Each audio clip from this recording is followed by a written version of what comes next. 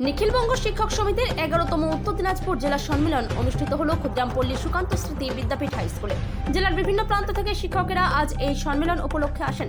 Islampur zone সম্পাদক জয়ন্ত দে বলেন, প্রতি 3 বছর অন্তর অন্তর এই জেলা সম্মেলন অনুষ্ঠিত হয়। এবছর ইসলামপুর সুকান্ত স্মৃতি বিদ্যাপীঠ হাই স্কুলে অনুষ্ঠিত হচ্ছে। তিনি আরো বলেন, বিভিন্ন বিষয় নিয়ে আজ আলোচনা চলবে। বর্তমান প্রেক্ষাপট, শিক্ষকদের বিষয় নিয়ে আলোচনা হবে।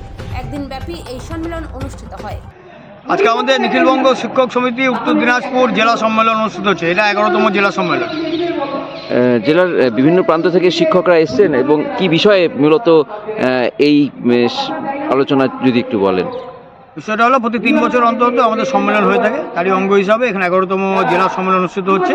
আমাদের যতগুলো জোন আছে, মোট 9টা জোন আছে। গোয়ালপুকুর, চোপড়া, চাকুলিয়া, ইসলামপুর, করণদিঘি, হেমতাবাদ এবং কালিয়াগঞ্জ। প্রত্যেক জোনের যারা প্রতিনিধি তারা এখানে অংশগ্রহণ করছে।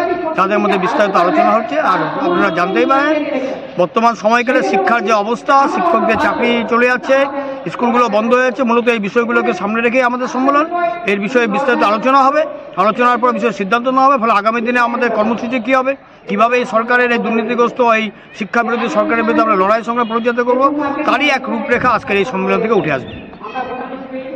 কয়দিন চলবে সম্মেলন? সময় আজকে সকাল থেকে শুরু হচ্ছে, আশা করি আমরা সন্ধ্যা পর্যন্ত চলবে।